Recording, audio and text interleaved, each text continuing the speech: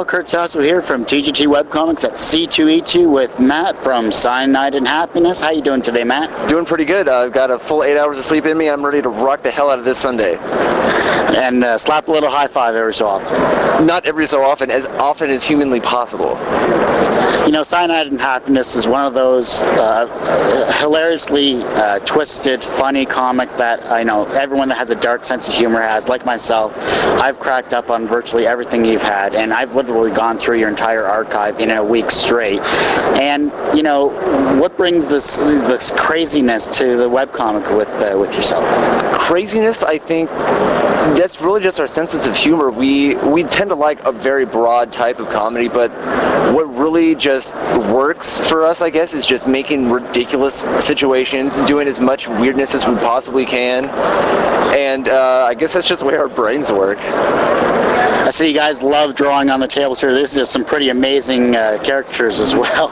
Most of this was actually not drawn by us. For around cons, we like to print up big posters and have people like sign their names or do doodles and stuff. For this one, we added like a couple characters here and there, and then just added pens, let everyone just have their way with it. It was pretty filled up. We had a panel yesterday at 3 for an hour. We came back and it was just covered, absolutely covered. It's great. You know, this is an inaugural convention in downtown Chicago, the heart of, you know, the Windy City. You know, I'm sure you could get some jokes out of that as well, but, you know, what brought you truly to Chicago? Well, we had done the New York Con for 2 years now, and the people that run that are doing this one now, and I've never been to Chicago, but I've heard great things about it. I really like the city so far, and really it's just because the New York guys doing this, they promised us good times, and it's been great so far. Now, your booth's here with Saturday morning breakfast cereal. Now, I saw on your badge that you're kind of one and the same. Is that correct? Sort of. The badge is actually just an accident because they didn't get our names in the system right, so they just stuck us all together like that. We are good friends, though. We've been working together for a very long time. We have the same manager, so it helps that. But we've known Zach for years now and have done quite a few cons together, so we seem to just save money by working together, and it works out better when you're doing it with friends. So bonus. Yeah, definitely bonus. You know, I've been back and forth here the entire weekend. You guys are at least 5 deep with the fans. I mean, not only yourself, but Saturday morning breakfast cereal. There's obviously a cult following, if not a true readership that you guys have. And, you know, it's great to see in the webcomic community. Yeah, it's been interesting. I think we don't really do the most typical webcomic, but it's good to have people still enjoy it as much. It's been cool to actually meet all these other artists because they've been doing this for a very long time. We don't really do that many cons, so coming here is really a learning experience for us for the most part, but having actual people just like swarming the booth is just like the greatest feeling. It's really hectic and we're drawing non-stop, but having all these people be interested in what you're doing is amazing.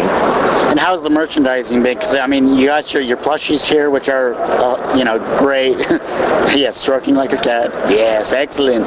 But how's the fans' reaction been to the plushies, to the books and everything? It's been great. We've had plushies for maybe a year or so now, so people are used to it. We just came out with our first book, and those have been flying. It's been incredible how much people have been appreciating the books.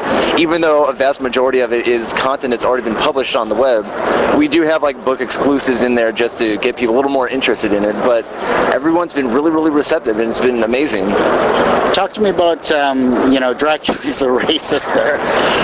Let's see, about 2 years ago, aside from just doing comics, we used to also do articles and movie reviews, and I did a really, really in-depth movie review of this film called Revamped. It was written, directed, produced, starring the same guy, and he also wrote the apparently first ever vampire country western song called Baby You're a Pain in the Neck. And I wrote this thing and it ended up being like 30 pages long. I ended up having to take it down because he sent me a cease and desist letter. But it got me to thinking, like, I could probably write about vampires forever, so why not try? And I had some friends who doing book stuff, I sent along some stuff to some publishers and agents, and everything just clicked and it worked, and I have a book now. It's a little weird. Like, I've always thought, like, it would be kind of cool to write a book, but now that I've actually done it, like, I just wrote a book. What the hell's going on? It's exciting, but very fulfilling. So you're not only a webcomic creator with a group of great friends and team, you're an author. You can say Matt's an author now. I can tell people that I am a published author now, which really feels wrong because I don't deserve that title, but I have it now, so suck it. You know, this is an inaugural convention. I know you've worked with the Reed Corp as well in New York Comic Con and all that stuff. You know, you keep coming back and you have great stuff. But once this all closes up, once you pack up this beautifully drawn tablecloth and you pack up the plushies for the final time, what are you personally going to take away from this con? From this con, I'm going to take a couple posters I've gotten from a few people around the way. I will hopefully have a larger bank account. Mostly though, it'll be interactions. Like, since we're doing a webcomic, you don't get to see your fans face to face until you do cons like this. So going to new cities, you always meet new people everywhere. So I've given over 200 high fives to people, and I will frame this crap and hang it on my wall when I get home. Yeah, I was seeing it when it went to 201 yesterday, and it looked like a great experience. Yeah. It was kind of funny the way we went about it. During San Diego Con last year, a friend of ours was actually there as an attendee, and we had an amazing high five. It was like one of the best ones I've ever done. And he's like, you know what? This deserves a sign. Sign my hand. I'm like, okay, I'll totally do that. And then someone else in the crowd was like, can I get a signed high five too? And we just started going over and over and over again, and we ended up just starting tallying them up just to see how many we could get. What's the record though?